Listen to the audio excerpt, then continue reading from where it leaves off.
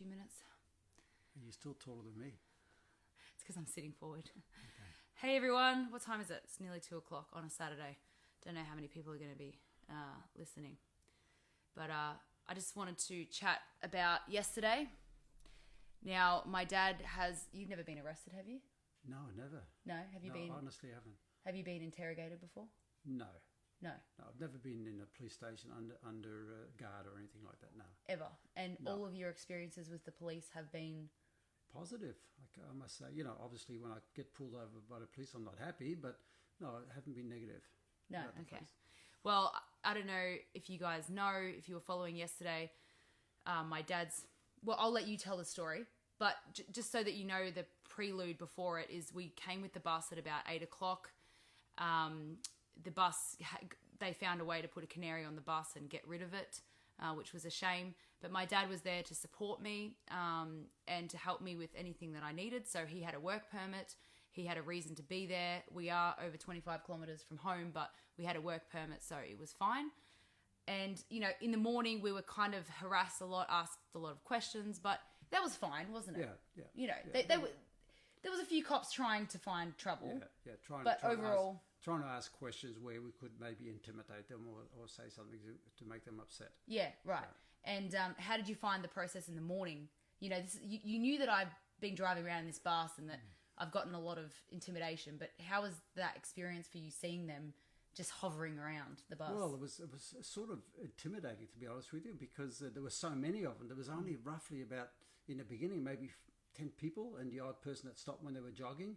And what I found really interesting is that every time that somebody said hello to you or came over to say, oh, Monica, oh, that's great, the work you're doing, that's wonderful, they straight away honed in on that person and get all the details. Mm-hmm. And I'm going, what's the reason for this? I don't know. I don't get it.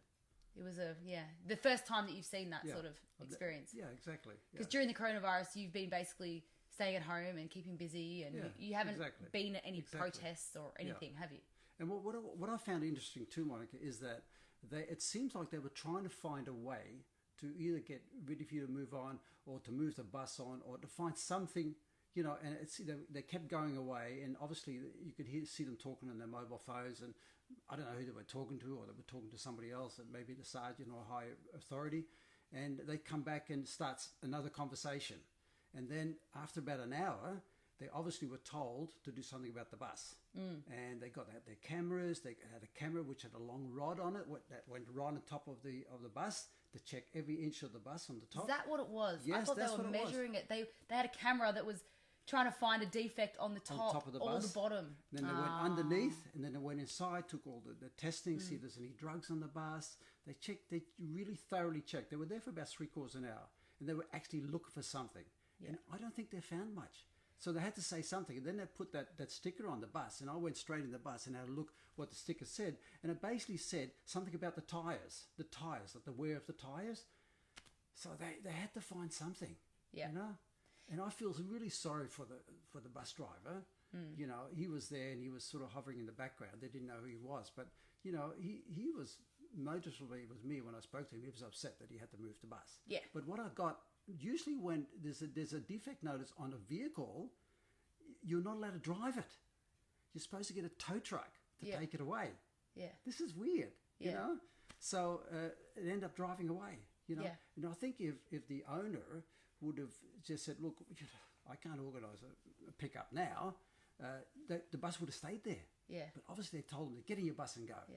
Well, I did have someone say, "Oh, you should let the air out of the tires," and I was like, "Nah, come on, we're not trying to actually just cause more problems." But anyway, let's move. Just a minute. Yeah. Well, did you see what they did before that? They tried to cover up the bus with a vehicle behind and a large vehicle on the side, so people couldn't see the bus. I mean, why? It was childish. And it was illegal for the police bus to have parked like that. Yeah, exactly. It was so childish. I was like, come on. It was double parking. Yeah, anyway. So, look, that's the bus. You guys know the bus is going to be back on the road. There's no problems, and I'm sure Dad will be helping me again, right? Absolutely. Now, we really want to talk about what happened in the scuffle of the actual, the main protest itself.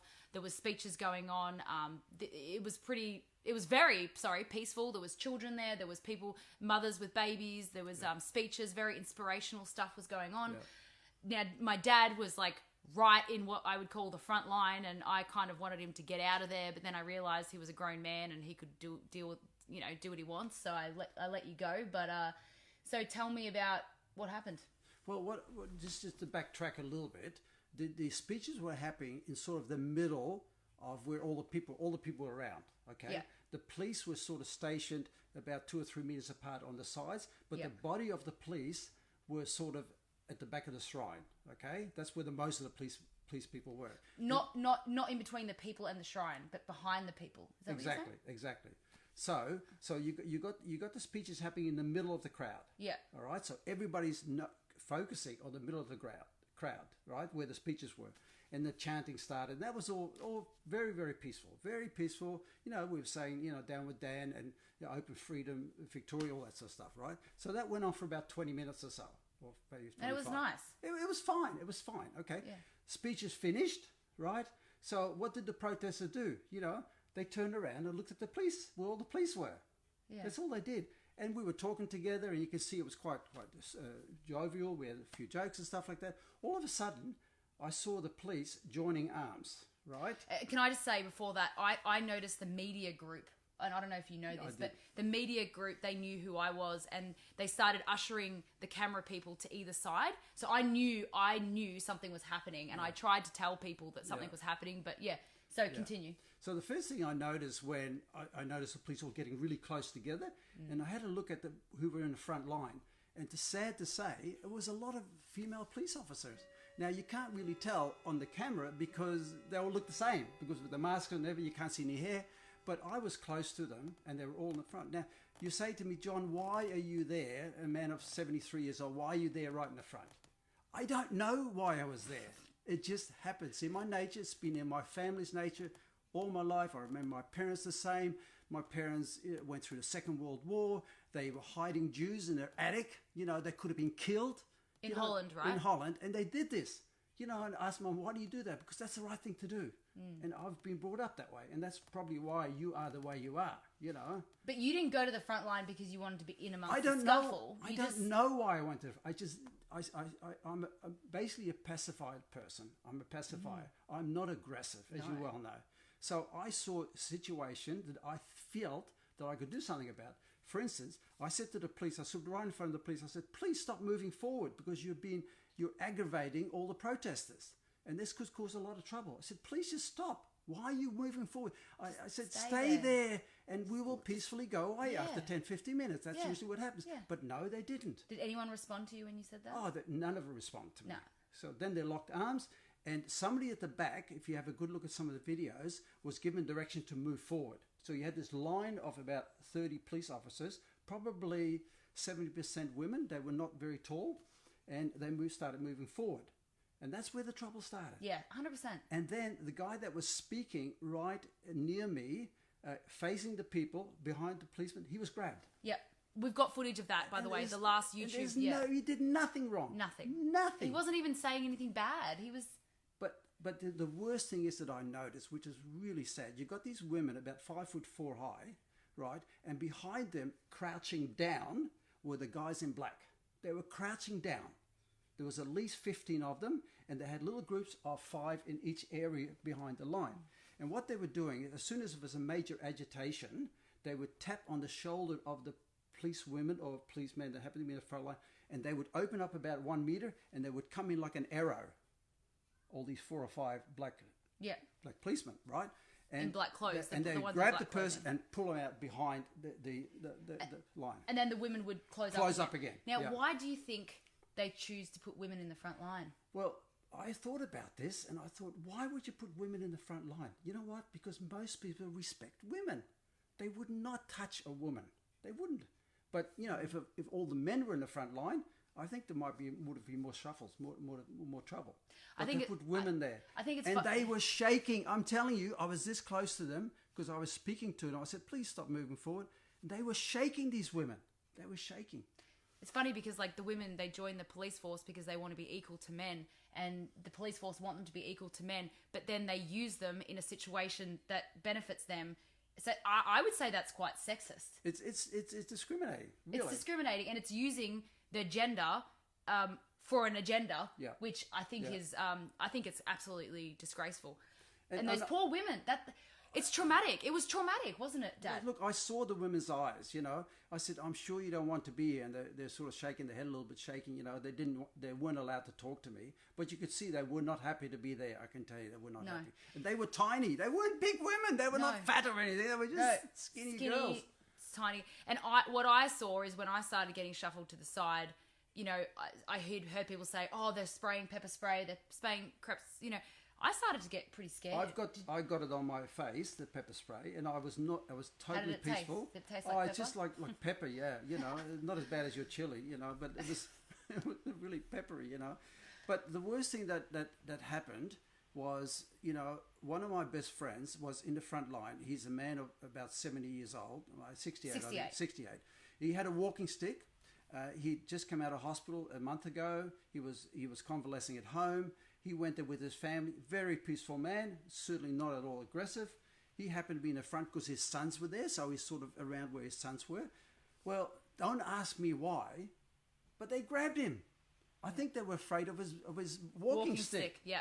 They grabbed him, and I was really upset about that because there was absolutely no reason for them to grab him. They grabbed him, dragged him behind the barrier, put him on the ground, 2 policemen on top, 4 around.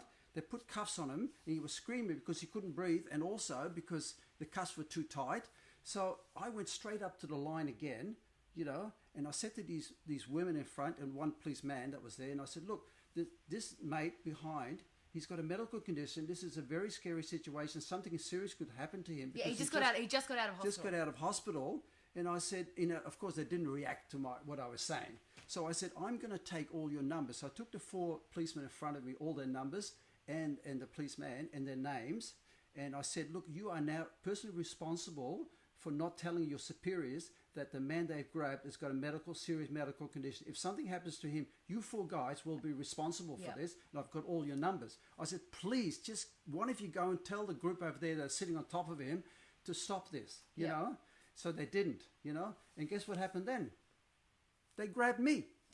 Yeah. They pulled me through. And I'll tell you something which was really strange for me. When these 2 women parted about a meter, I saw coming towards me, I'm sorry to say this, I don't like saying this, but it looked like a devil.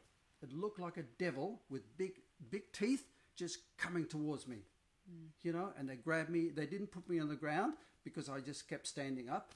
And then they handcuffed me, and I've still got the marks. Yeah, show them. Yeah. And the marks on this hand too. And I said, I'm bleeding. Can you please loosen my handcuffs? And you know what? They wouldn't. They wouldn't loosen them. So they took me all the way to the front. And of course, they did all the taking out my details and all that sort of stuff, you know. So talking more about this little devil that you said you saw. So I just want to make it clear to everyone that the police themselves are basically taking orders from the chief commissioner. Now, the police commissioner, he has a responsibility to give good orders. So my issue is with him, not necessarily with the police men and women. However, I don't respect that they still just take orders, but some of them might have families and feeds and mouths to feed and stuff like that. So I just wanted to confirm with everyone that the police were the ones in the front line, but behind them were these little devils, these little devils who really enjoyed it.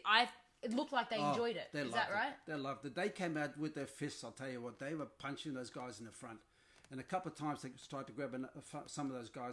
There were a couple of people that were very aggressive in the front, I must admit. Sure. You know, it was only maybe 4 or 5 though, but they were only aggressive in voice, not aggressive in body or, you know, no sticks, nothing, you know. Yeah. They were just, so, you know, when they tried to grab, these guys knew what they were doing because they held all their mates, you know, so the police couldn't drag them out. And there were a few punches laid. There was quite a few punches laid by both sides. Right. So they came out punching. Yeah. Especially the police. The police came out punching. So this wasn't the people in black uniforms. This was they were the black people in black uniforms again that went to get these guys that were doing a lot of screaming and yelling. So generally speaking, the police themselves weren't really they were the ones like pushing, but they weren't pulling punches. No. It was the black guys, the black police in the black uniforms. Wow. I call them devils. Sorry, but that's what they look like to me. Well, you got arrested by them, so I think that's fair. Now, when they grabbed you, was it the people in black who arrested you as well? They grabbed me and they handed me over to a couple of police ladies. And why? Again, why would you take police? They were women. They were police women. You know, they've got their mothers. Why would they escort me? Why not police men? I don't know. I actually don't know. Okay, so what happened after that? That was it for you for the day? Well, that was it. Yeah, they obviously arrested me and they gave me a summons and all sorts of stuff. You know. Yeah. And it was there. But you know what's beautiful about this? As soon as they gave me the summons, I just put it straight in my pocket.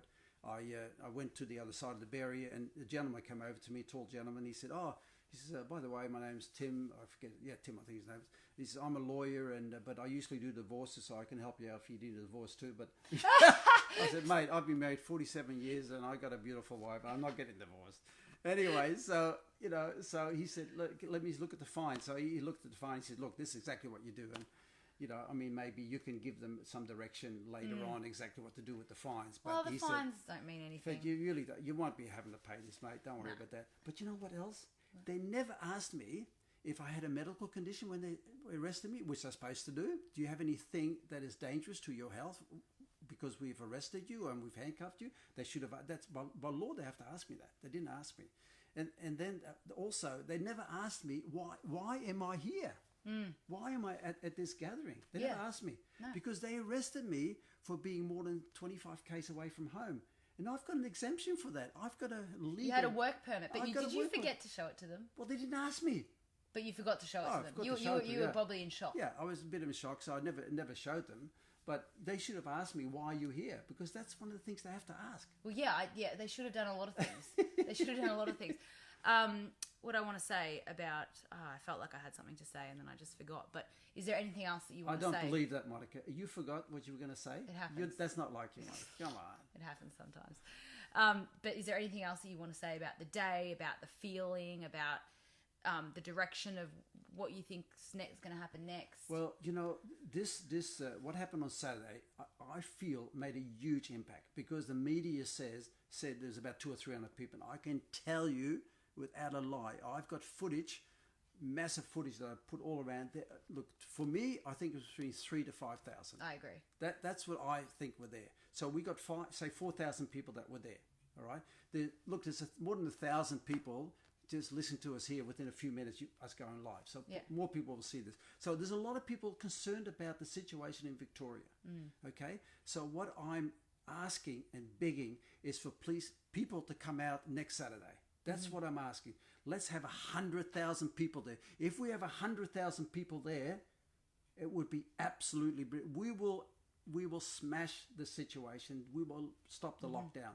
We've got to get the numbers. Yeah. We've got to get people there, and they don't have to be scared to go because many people were very peaceful. They just did the chanting. They had a few signs, opened the churches, all that sort of stuff. There's some lovely people there. If you get out, you can see when the police are starting to narrow in, and you can get away from it if you want. Easily. You don't have to be afraid. Yeah, you don't have to be like my dad and stay there. I don't wear a mask. I don't wear a mask at all. I just tell them I've got an exemption, and it's I don't like wearing a mask. I don't want to breathe in my own carbon dioxide. We know. So it's an exemption. So you can wear a mask. I don't have an issue with that. Yeah. But you can be there just as a number to show the Victorian Parliament that this is wrong.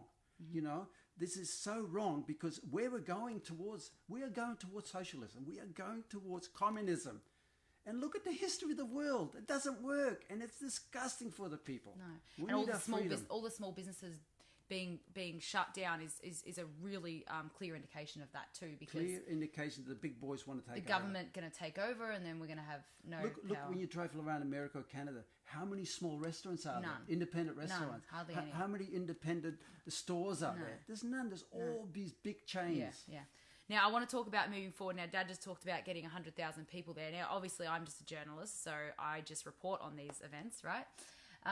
But there is some movements in the background to try and get a legal protest sanctioned by the police commissioner, because protesting is legal. And, Cornelius literally said that protesting is legal. And then Daniel Andrews came out on his purple wall drop sermon saying that he thinks, he said protesting is actually unlawful. But guess what? The police commissioner actually has the right to actually go against Daniel Andrews. So he is the one who commands the police, not Daniel Andrews. So in 1988 or 89, and I'm going to do more research about this, there was a situation where the premier at the time asked the police to arrest all the nurses because there was a nurse strike or something like that. And the police commissioner said, no, we will not do that. And he won that argument because he has the right to do that. So we're going to campaign straight to the police commissioner, and we're going to make sure that these gatherings become legal, and so that we can have proper speeches with proper speakers and sound equipment, and, you know, we can have our say and then just go about our day. I don't see why that's a big deal. Let's do it. Let's get the numbers. The police should have just let us... I don't mind if the police are there for security to make sure that no one goes crazy, because there's always going to be one crazy person in a group of 1,000, sure. So I don't mind them being there, but they didn't need to push us. Yeah. They didn't need to push us. They created the problem. Yeah. And the money. How much money do you think they spent? Oh. How much money do you think? There was probably like 300 cops, all the vehicles, all the... I mean, could you imagine? Rapid response vehicles. There was a lot of those. Horses. Helicopters. Oh gosh, how much? If you had to guess, how much money you think it costed? What would you say? I always say for the day around 1,000 to 1,200 per officer, and then all the other equipment on top of that. You know. So we're looking at probably $1 million. Oh, I wouldn't surprise me. That's out of your pocket, by the way. Yeah, they spent $1 million of our taxpayers' money to push us back. So. But our message for the police force, please don't aggravate the people. We're not there to aggravate you. No. We just want to have a peaceful approach to get a message across to the people in charge, especially Dan Andrews and his group. To get the message across, we don't want fight. We don't want to do that sort of stuff. We're peaceful. So if you just let us do our thing and just don't be aggressive towards us and push forward and ask all these silly questions continually, just let us protest. Yeah, and then it'll be over. No problems. Nobody will be arrested. Nobody get hurt. You don't have to have the numbers over there. Yeah, but the problem is, like my mum said, is that then they wouldn't have anything to report on. You know? They want to make us look bad. They want to make us in charge. They want to make it our fault if there's a third wave, you know? And if we're all peaceful, then they can't call us crazy anymore. Monica, on another note, why is the mainstream media saying there was 200 or 300 people there? Especially ABC. That's such a lie. All you needed to do was just like Google it, and you would see footage from my show or from whatever, and you'd see that it was a lie. This is why your media platform is so important, because you are a voice for the people, and I'm so proud of you, darling. Well, I'm so really super proud of you. Yeah. Okay. Dad gets emotional. Don't keep going. All right. Well, on that note, no, we're going to keep telling the truth, and it's a shame though, because people who only watch that media, they're going to believe it because they've got no other media. They're not going to be on my media. How can we get through to the other people that are sort of sitting on the fence and say, oh, everything should be all right, blah, blah, blah, you know? How can you give it through to them? It's up to you people to get this information to your friends. Get them to come. Just be peaceful and get them to come next weekend. I want 100,000 people there. Or get them to watch this video, because obviously we're pretty normal people. Well, I am. You know what I mean? This is a normal conversation between a daughter and a father about what happened. You know, you can't pretend this kind of normality, you know. Anyway, I think we're done. Is this fake news? Is this fake news? Yeah. Well, are we pretending, or? You're pretty good at faking if that's the case. Anyway, is there anything else you want to say? I love Trump. I don't talk about Trump on my show, Dad. Sorry, it's international politics. Sorry. Well, I don't like the person, but I like what he's doing. Okay, Dad. All right. We'll see you later, guys.